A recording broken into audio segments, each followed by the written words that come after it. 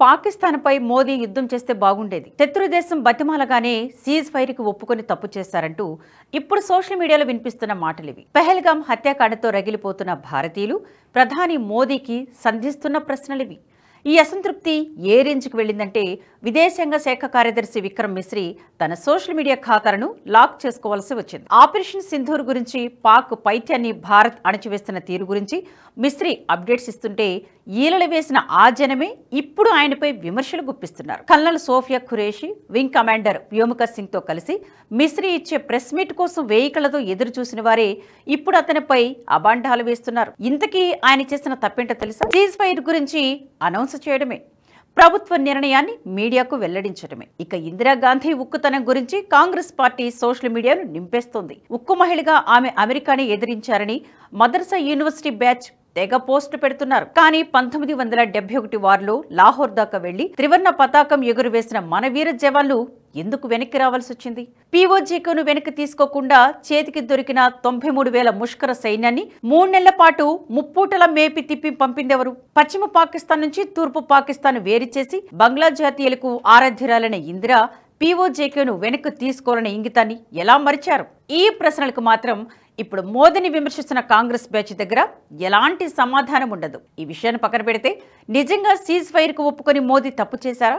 Operation Sindoor success కాలేదా అంటే ముమ్మాటికి కాదని చెప్పాలి. పాకిస్తాన్పై గతంలో ఏ యుద్ధంలోనూ సాధించని విజయాన్ని భారత్ నమోదు చేసిందనడంలో ఎలాంటి సందేహం లేదు. అణ్వాయుధాలు కలిగిన 2 దేశాల మధ్య ఈ స్థాయిలో పోరాటం జరిగిన దాఖలాలు కూడా లేవు. ఈ పోరాటం భారత్ ఖచ్చితంగా విజయం సాధించింది, ఇందులో ఎలాంటి సందేహం లేదు. ఆపరేషన్ సింధూర్ ద్వారా మన వీర జవాన్లు పాకిస్తాన్కు మరణాన్ని పరిచయం చేశారు. చెప్పాలంటే ఓ జీవోత్సవంలో మార్చేశారు. జీవోత్సవంలో బతకడం కంటే చనిపోవడం మేలని అంటారు కదా, ప్రస్తుతం పాకిస్తాన్ది అదే పరిస్థితి. శత్రువును ఓడించాలంటే ప్రాణం తీయనవసరం లేదు, చంపేస్తేనే యుద్ధం గెలిచినట్టు కాదు, ఎందుకు బతుకుతున్నానా అనేలా చేయడం అంతకంటే ఘనమైన విజయం. ఇప్పుడు మోదీ అదే చేశారు. ప్రస్తుతం పాకిస్తాన్లో ఒక్క యుద్ధ విమానం కూడా ఎగిరే పరిస్థితి లేదు. పాకిస్తాన్ తనకు అలవాటైన రీతిలో మోటార్లతో, స్వల్ప శ్రేణి డ్రోన్లతో దొంగ దెబ్బ తీయగలదేమో తప్ప ఏ కోశాన్ని కూడా భారత్తో యుద్ధం చేయలేదు. నిజానికి భారత్తో తలపడే స్థాయి లేదని గుర్తించింది కాబట్టే కాళబేరానికి వచ్చింది.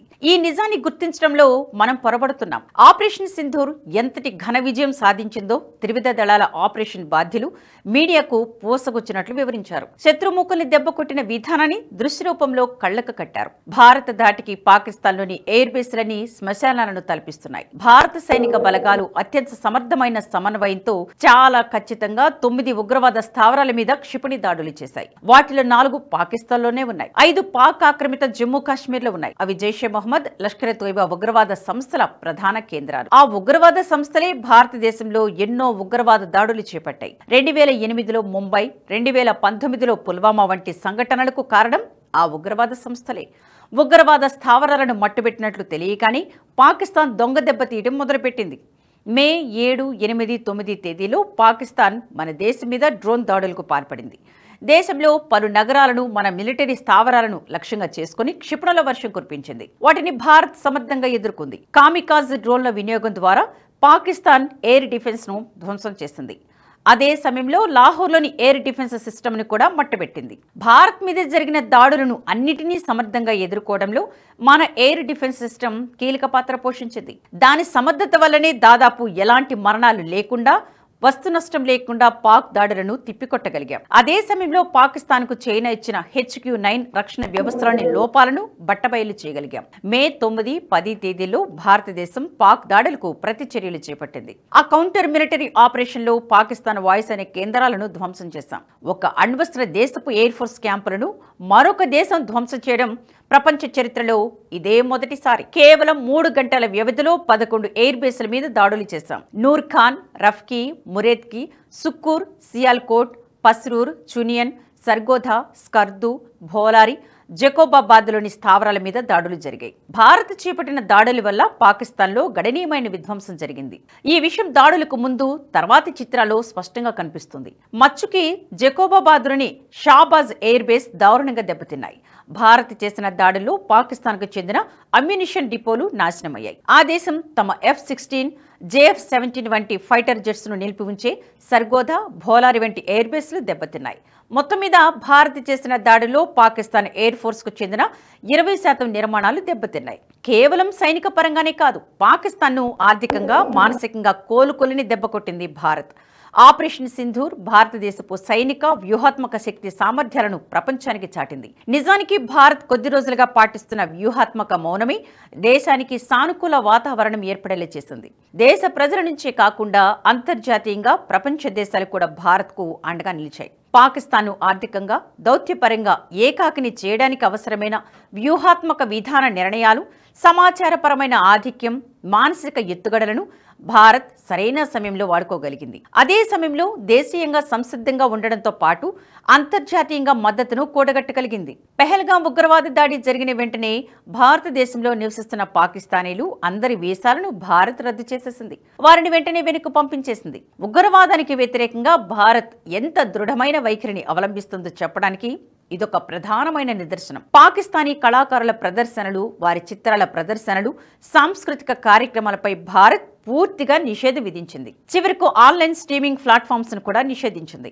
ఆ విధంగా పాకిస్తాన్ సాంస్కృతిక ప్రభావం భారత్ మీద పడకుండా నిలువరిస్తోంది. పాకిస్తాన్లోని ఉగ్రవాదుల వ్యవస్థను భారతదేశం ప్రపంచం ముందు బట్టబయలు చేసింది. దౌత్యపరంగా పాకిస్తాన్ ఏకాకిని చేసింది. అన్నిటికంటే ముఖ్యంగా సింధు నది జలాలకు అడ్డుకట్ట వేసి శత్రు దేశానికి ముచ్చముటలు పట్టే మెసేజ్ ఇచ్చింది. పాకిస్తాన్ వ్యవసాయ రంగంపైనే దెబ్బ కొట్టింది భారత్. ఈ చర్యలు పాకిస్తాన్కు ఆర్థికంగా, దౌత్యపరంగా తీవ్రమైన నష్టాన్ని కలిగించాయి. సైనిక పరమైన, సైనికేతరమైన ఈ చర్యలని కలిసి పాకిస్తాన్ను ప్రపంచంలో ఏకాకిగా మారే దిశగా నెట్టేశాయి.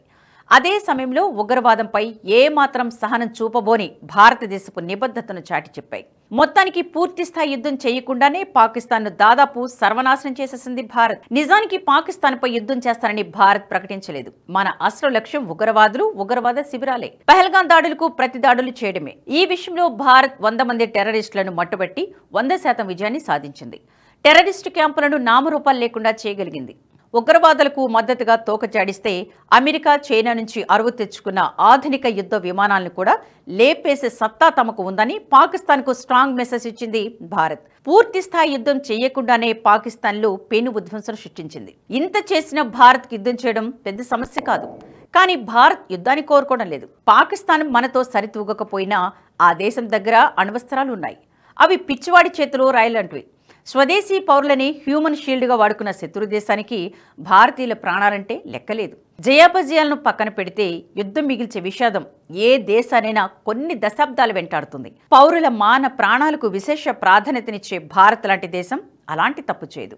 ఆర్మీ మాజీ చీఫ్ నవరణే చెప్పినట్లు యుద్ధం అంటే బాలీవుడ్ సినిమా కాదు. ఎందరో ఆత్మీయులను కోల్పోవలసి ఉంటుంది. ఆ బాధ తరతరాలు వెంటాడుతుంది. యుద్ధం వల్ల సరిహద్దు ప్రాంతాల్లో నివసించే పౌరుల పరిస్థితి దారుణంగా ఉంటుంది. షెల్లింగ్ చూడగానే చిన్నపిల్లలు సైతం రాత్రిపూట సురక్షిత ప్రాంతాలకు పరుగులు పెట్టాల్సి ఉంటుంది.